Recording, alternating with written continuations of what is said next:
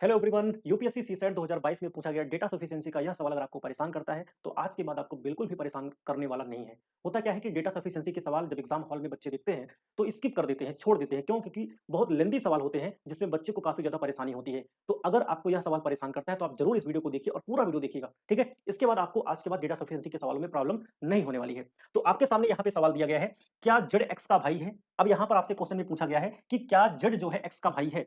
तो अगर आप ध्यान से देखेंगे और स्टेटमेंट नंबर फर्स्ट आपका यहाँ पर बोला है एक्स वाई का भाई है और वाई जेड का भाई है। इसका मतलब जो एक्स है वो आपका क्या है? भाई है।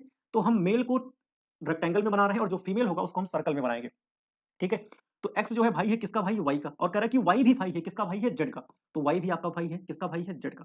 बट आपने देखा कि यहाँ पे जेड का जेंडर तो क्लियर ही नहीं है। एक्स और वाई के जेंडर तो क्लियर है बट वाई के जेंडर यहाँ पे क्लियर नहीं है। तो आप यहाँ से आंसर नहीं कर सकते कि क्या जेड एक्स का भाई है। Is Z brother of x? हो सकता है कि जेड बहन भी हो, जेड सिस्टर भी हो। तो पहले वाले स्टेटमेंट से आंसर नहीं निकल सकता है। अब आप क्या करेंगे? दूसरे वाले स्टेटमेंट को देखेंगे। तो दूसरा स्टेटमेंट आपका यहाँ पर है, देखिए एक्स वाई और जेड तीनों क्या है? भाई बहन है। तो एक्स वाई और जेड क्या है? आपस में भाई बहन है। तो अगर भाई बहन है, हो सकता है कि एक्स बहन हो सकता है कि वाई बहन हो सकता है कि जेड बहन हो। ये भी हो सकता है कि एक्स आपका भाई हो, वाई आपका भाई हो, जेड आपका भाई हो। तो इनमें से कोई भी आपका मेल फीमेल हो सकता है। तो यहाँ पर तीनों के जेंडर क्लियर नहीं है और जब तीनों के जेंडर क्लियर नहीं है तो आप यहाँ से बिल्कुल नहीं बता सकते हैं कि क्या जेड एक्स का भाई है। तो दूसरा स्टेटमेंट भी आंसर नहीं दे सकता क्योंकि जेड का जेंडर यहाँ पे क्लियर नहीं है। फिर हम दोनों को मर्ज करते हैं। तो जब आप दोनों को मर्ज करेंगे तब भी आप देखेंगे कि जेड का जेंडर यहाँ पर क्लियर नहीं है। तो दोनों को मर्ज करने पर भी आप आंसर नहीं निकाल सकते। इसका मतलब क्या हुआ कि तीसरा वाला भी आपका गलत हो चुका। आंसर क्या हो जाएगा? सही, यानी कथन फर्स्ट और सेकंड दोनों प्रश्न का उत्तर देने के लिए पर्याप्त नहीं है। Both statement first and second are not sufficient to answer the question.